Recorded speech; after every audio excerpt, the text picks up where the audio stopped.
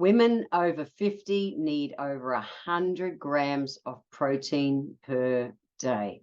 Why? Protein is an essential macronutrient that plays such an essential role in our overall health and well-being. However, as we age, there's an even bigger importance. So in this podcast, I'm going to dive into why and some of my favorite, actually the top 20 favorite sources of protein for me. Let's go.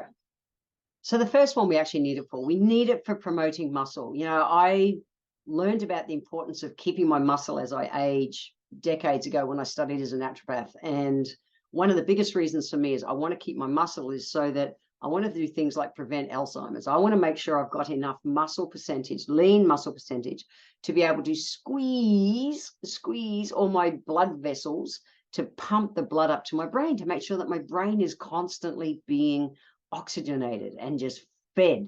So that's one. You know, protein, it's a building block for everything. It's a building block for our muscles.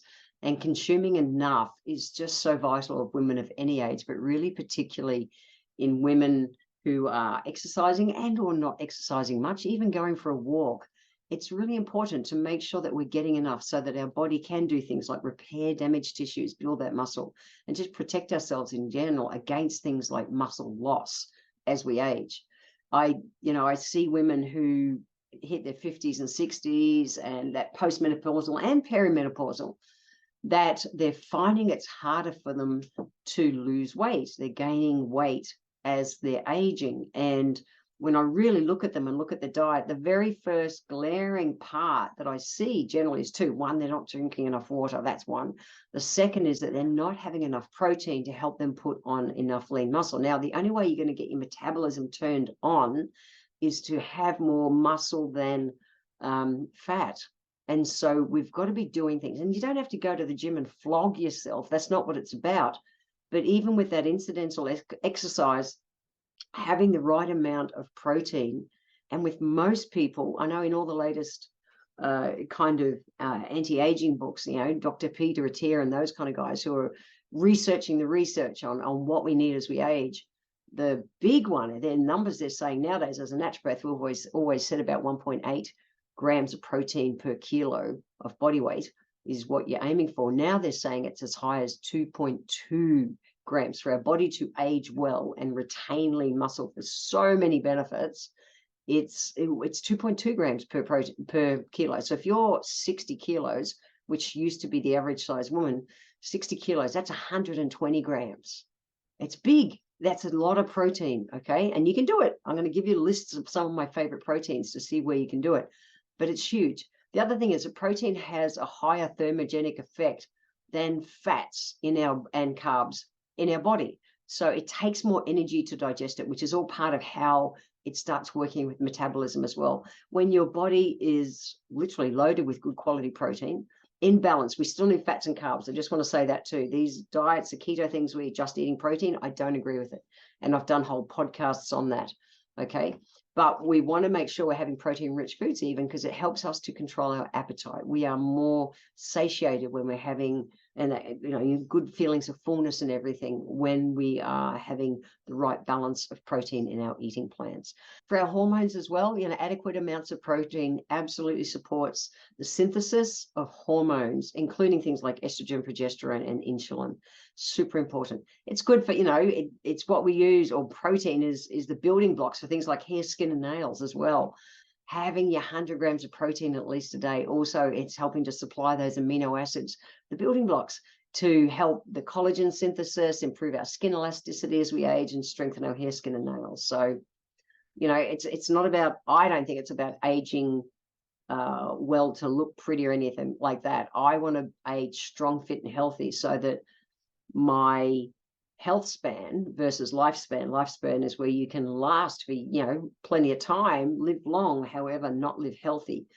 I focus on having a good health span. And so really focusing on getting my 100 grams of protein a day is really important. So what are some of my favorite sources of protein? Now, I am vegetarian. So, I'm plant-based the majority of the time. We don't cook any kind of animal product of any description in our home. We don't. However, if we're out at a restaurant or something and there's nothing decent vegetarian, which is still a thing today, on the menu, we'll have something like some fish. So, yeah, we're pescatarian, I guess you want to say, but we definitely don't do anything animal-wise at home. So let's start. Fish is number one. Okay, so fish, you have something for a visual. Think about a half a salmon fillet. A classic kind of salmon fillet is about 120 grams. Gives you about 30.5 grams of protein. That's good. Okay, so, and again, in the old days, we used to say, in the past, we used to say that your body would take somewhere around 35 grams of protein in a sitting. What they're finding nowadays is, in the latest research, is that your body can take in 40 to 50 grams of protein at a time. Okay, so it's actually easier than you think. So a half a salmon fillet can give you about 30 grams of protein. It's about 124 grams of fish. So check the size of your fish, okay? So it's basically just about 30%. Where something like cod, I grew up eating cod. I just did. That was the fish that was always available. And on a Friday, I go and have lunch with my dad, and we go down the river where we used to go when I was a kid, and I'll have a piece of cod with dad. So cod can give you 41 grams of a classic cod fillet, which is about 180 grams. Will give you about 41 grams of protein, right? If you're into shellfish, so things like prawns, Aussies love their prawns, shrimp, you call them in North America, you're going to get about 20 grams of protein per serving, which is about, an 80 to 100 gram serving. Okay, so it depends on and that's shelled, of course, the amount of prawns that you're eating. Things like clams, if you're into those, I know things like the Kiwis love their clams, and so North Americans. So 3 ounces, which is about 85 grams, gives you about 21 grams of protein. So seafood is a nice way to go. Easy to digest, not heavy on your body. Seafood's one. Then you go into things like, chicken, half a chicken breast. So about 86 grams has got about 26.7 grams of protein. Okay, so depending on the size of your chicken breast you're having, you could be getting 30 or 40 grams of protein. All right, so have a look at the weights. Lean beef, 3 ounces. So again, about 85 grams of beef gives you about 24.6 grams. So if you're having a 100 gram steak, for instance, you'd be getting somewhere towards 28, 30 grams. And that's a lean beef source, obviously. So a little leaner cuts like your eye fillets and stuff. Cottage cheese, a cup of cottage cheese, which is 226 grams, gives you about 28 grams. So cottage cheese is a really good option. Things like Greek yogurt. So Greek yogurt, 200 grams in a serving is going to give you about 20 grams, 19.9 grams in Greek yogurt. And just watch, going to low fat. I'm not a fan of low fat products. I'm not. Our body wants fat, but it wants it in balance with everything else. So just watch if you're going for things like the low-fat cottage cheese and low-fat yogurts, Greek yogurts. Read the labels, read the labels, please. Eggs, 1 large egg, which is about a 50-gram egg, provides about 6.3 grams. So the average egg that we eat in our house is about a 70-gram egg. And so we're getting about 8 grams of protein per egg. Cool. Peanut butter. A lot of people like to add peanut butter to things as a way to get protein, particularly if they're veggie as well. So an ounce, which is 30 grams, okay, which is like a heaped a heaped tablespoon. That will give you about 7 grams of protein, okay? So whether smooth or crunchy peanut butter, a heaped tablespoon gives you about 7 grams. It's not real high, but nuts and seeds aren't real high. Pumpkin seeds, a quarter of a cup, which is about 30 grams, is going to give you 8 grams. Lentils, 18 grams per cup, and a cup is classically a couple of 100 grams, or 226 is the exact measurement. Chickpeas, 15 grams of protein per cup. Black beans, 15 grams of protein per cup. And these are simple things that we put with our salads and meals day in, day out, and it all adds up easy. Tofu, 20 grams of protein per half a cup. That's good, but just watch that you're not having GMO tofus. I don't like GMO anything, and it's getting harder and harder to keep away from GMO foods. But 20 grams per half a cup is a really good amount of protein for tofu. Alice and I, my wife, we made the yummiest tofu dish last night. I went and harvested just shallots and garlic greens and all those kind of things. And I threw the tofu in that with some teriyaki sauce and a bucket load of chilies, chopped chilies, my cayenne chilies from the garden. And wow, what a dish. And we just put it alongside a scrambled egg, and it was such a flavoursome meal and loaded in protein, dead easy to digest. It was wonderful. Edamame, which is the soybeans, where you get them if you go to the Japanese restaurants and stuff like that. You'll see them in they're served in their shell. They've been boiled or steamed in their shell.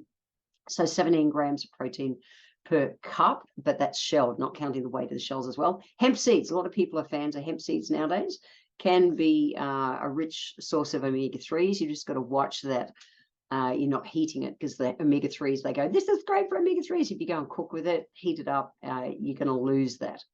So 10 grams of protein per 3 tablespoons. Quinoa, I love quinoa salads. I'll eat that instead of rice a lot in summer as a salad base. So 8 grams of protein per cup, and that's cooked cup. Okay. Chia seeds. Chia is really popular nowadays. People have chia puddings and things like that for breakfast. 6 grams of protein per 2 tablespoons. It's still not a huge amount. Okay. Spinach, dark green veggies, 5 grams of protein per cooked cup. So almonds, nuts and seeds like almonds, 6 grams of protein for a quarter of a cup. Pistachios, about 5.73, a little bit less. And then cashews, a little bit less, again, about 4.5 per ounce per 30 grams, which is a heaped tablespoon. So have a play with it. 100 grams of protein, if you really focus on doing that in your day-to-day eating plan, I promise you'll start to feel the change in your body. You will. So look what you're doing for breakfast.